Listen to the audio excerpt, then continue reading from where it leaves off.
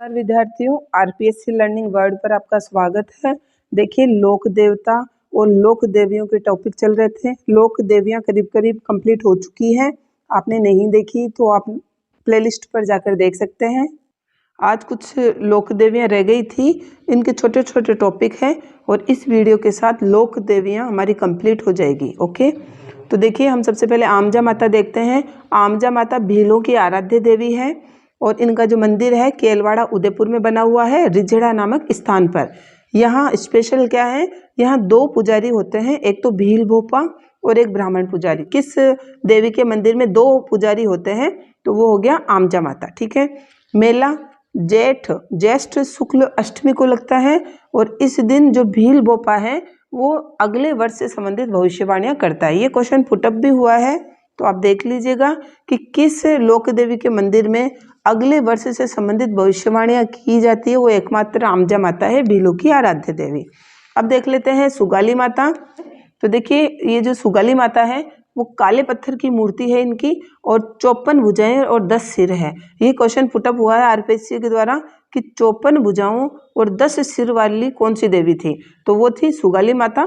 ये 1857 की क्रांति की माता या 1857 की क्रांति की देवी भी कही जाती थी। क्यों? क्योंकि राजस्थान में जो क्रांतिवीर थे अपने, वो इन माता को प्रणाम करके, इनके नारे लगाकर, इनके दर्शन करके ही क्रांति के लिए निकलते थे। और ये उग्र तांत्रिक स्वरूप में मूर्ति है। ठीक है।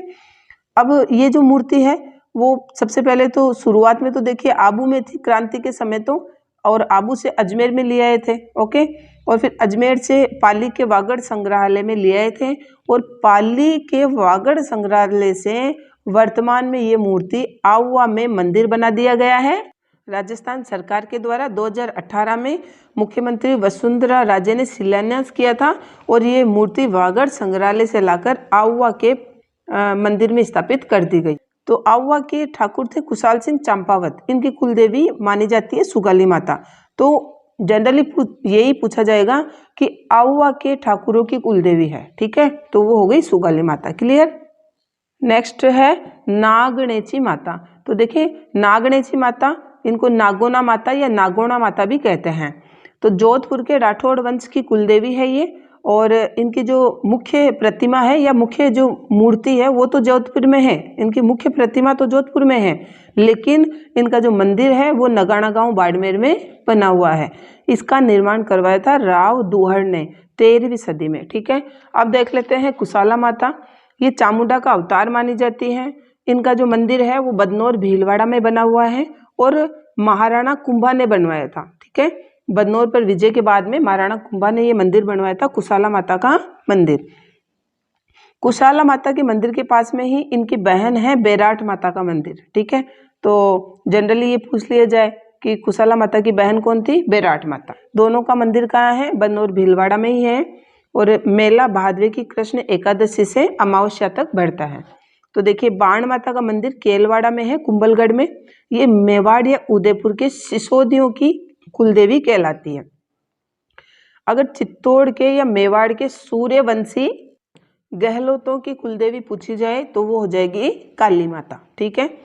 इसके अलावा घेवर माता, तो घेवर माता भी राजसमंद झील की पाल पर घेवर माता का मंदिर है। ये क्वेश्चन भी पुटअप हुआ था, घेवर माता का मंदिर कहाँ है? तो राजसमंद में। अब है भदाणा माता।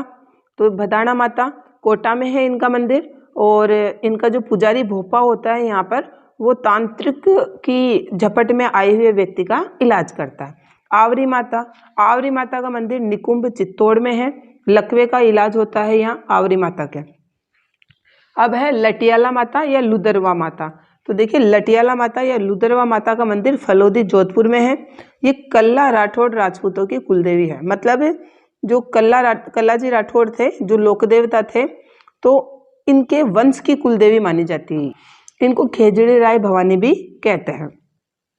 पीपलाज माता या बड़ल्या माता, राजसमंद खमनोर में इनका मंदिर बना हुआ है। ठीक है, राजसमंद खमनोर में। अब वट वृक्ष के नीचे 9 देवियों की प्रतिमा झूलती है। ठीक है, तो देखिए, इसी के नाम से इनका नाम भी पड़ा हुआ है। ऐसे भी याद रख लीजिएगा कि वट वृक्ष के नीचे, तो वड़ल्या माता वट के नीचे हो गई, पीपलाज माता पीपल के वृक्ष के नीचे। तो पीपल और वट के वृक्ष के नीचे कौन सी देवियां झूलती है? तो ये हो गई 9 देवी झूलती है और इन्हीं को ही वड़ला माता या पिपलाज माता कहा जाता है। मंदिर हो गया राजसमंद खमनोर में। अब है नकटी माता, इनका मंदिर है जयपुर में। ये प्रतिहार कालीन मंदिर बना हुआ है। सुनारों की कुलदेवी है क्षेमकरी माता, भोपो की कुलदेवी है विरातरा माता, और अगर पुष्करना ब्राह्मणों की कुलदेवी पूछी जाए वो हो गई उंटाला माता। ठीक है। गधों की देवी मानी जाती है खलखाणिया माता। गधों का मेला कहाँ बढ़ता है, यहाँ क्वेश्चन मैंने दिया है, गधों का मेला कहाँ बढ़ता है, तो प्लीज आप बताइएगा, कमेंट करके जरूर बताएं। ऊंटों की देवी मानी जाती है अंता देवी, यह है बीकानेर में। ऊंटों के देवता का नाम भी आप कमेंट करके जरूर बताएं। आग में स्नान करने वाली देवी मानी जाती है इडाना माता, और ऐसी देवी जिसकी पीठ की पूजा होती है, ये क्वेश्चन भी पुटअप हुआ था। तो ब्राह्मणी माता है, ब्राह्मणी माता ये 12 में है इनका मंदिर, इनकी पीठ की पूजा होती है। शिशु रक्षक लोक देवी मानी जाती है महामाया माता।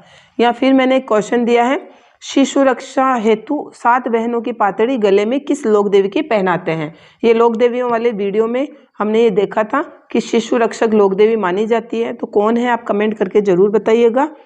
ज्वाला माता ये खंगारोत राजपूतों की कुलदेवी मानी जाती है। इनका मंदिर चोमनेर जयपुर में है।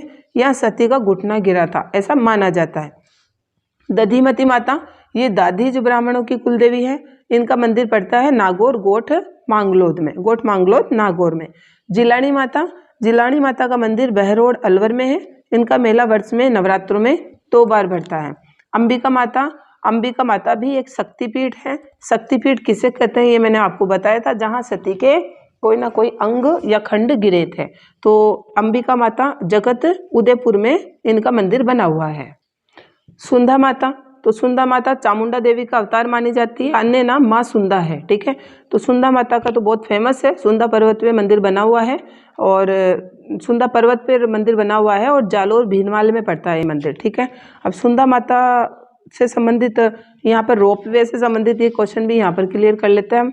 राजस्थान के 4 रोपवे, तो राजस्थान का पहला रोपवे सुंधा माता जालोर में पड़ता है। यहाँ इस मंदिर पे जाने के लिए, सुंधा माता के मंदिर पे जाने के लिए ये रोपवे बनाया गया था। इसकी लंबाई करीब 800 मीटर है। इसकी शुरुआत हुई थी 20 दिसंबर 2006 को। अधिकतर ये क्वेश्चन पूछा जाता है कि इसकी शुरुआत कब हुई थी, क्योंकि ये राजस्थान का पहला रोपवे था। ठीक है, 20 दिसंबर 2006 को। दूसरा राजस्थान का रोपवे है मनसा पूर्णा करणी माता। तो करणी माता वो तो बीकानेर वाली है, एक करणी माता का मंदिर उदयपुर में भी है। तो मनसा पूर्णा करणी माता है ये उदयपुर में। ये दूसरा रोपवे हो गया। इसकी शुरुआत हुई थी 2008 में।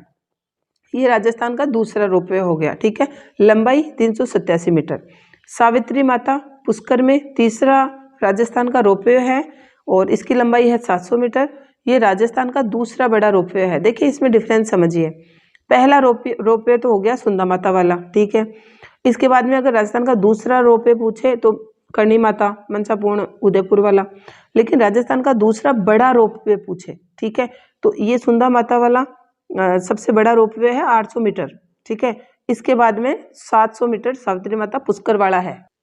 फिर चौथा रोपवे है सामोद वीर हनुमान जी का जो मंदिर है, 400 मीटर लंबा रोपवे है। ये सामोद चोमू में पड़ता है, चोमू जयपुर में पड़ता है। ठीक है, कैसे भी पूछा जाए तो ये सबसे लास्ट और नवीनतम पूछा जाए तो वीर हनुमान सामोद वाला रोपवे हो गया। पहला सुंधा माता, दूसरा मनसापूर्णा, और अगर दूसरा बड़ा रोपवे पूछे तो सावित्री माता पुष्कर वाला। आई थिंक आपके क्लियर हो गए होंगे चारों रोपवे से रिलेटेड क्वेश्चन।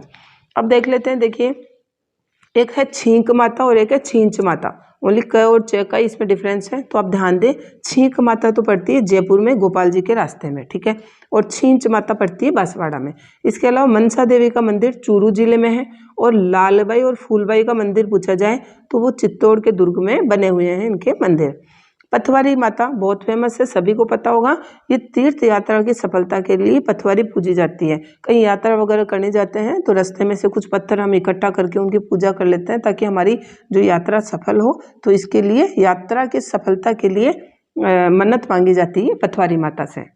ये लोक देवियाँ हमारी कंप्लीट हो गई। और साथियों, आपसे बहुत रिक्वेस्ट है कि आप ज़्यादा से ज़्यादा इस वीडियो को शेयर कीजिए। आप लाइक कमेंट भी ज़रूर करें और चैनल को सब्सक्राइब भी ज़रूर कर लीजिएगा, और बेल आइकन पर प्रेस करके ऑल पर क्लिक कर दीजिएगा। जैसे ही मैं न्यू वीडियो अपलोड करूँगी आपके पास सूचना पहुँच जाएगी।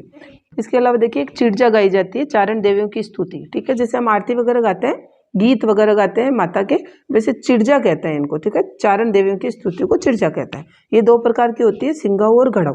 सिंगाऊ कब गाती है? शांति के समय में गाई जाती है, और घड़ाऊ अगर कोई विपत्ति आ जाती है, परेशानी आती है, ठीक है, तो करुण रूप से गाते हैं, वो घड़ाऊ होती है, ठीक है।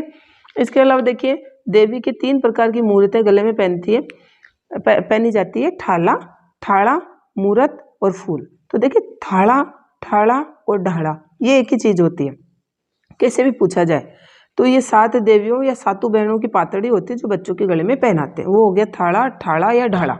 इसके अलावा मूरत होती है, वो देवी या देवता के स्वरूप की मूर्ति, जैसे प्रतिकृति पहनते हैं ना हम, जैसे हनुमान जी की, कृष्ण भगवान की, वो हो गई मूरत। और फूल पहने जाते हैं, ये मेवाड़ साइड में बहुत ज्यादा पहने जाते हैं। मूर्ति से बड़ा होता है ये, तो मूर्ति से बड़े आकार का, जिस पर लोक देवता अंकित होते हैं। पश्चिम राजस्थान में विवाह पर दूल्हे को आज भी फूल पहनाने की परंपरा है। वीडियो कैसे लग रहे हैं कृपया कमेंट करके जरूर बताएं। वीडियो को लाइक, शेयर एंड सब्सक्राइब जरूर करें। Thank you.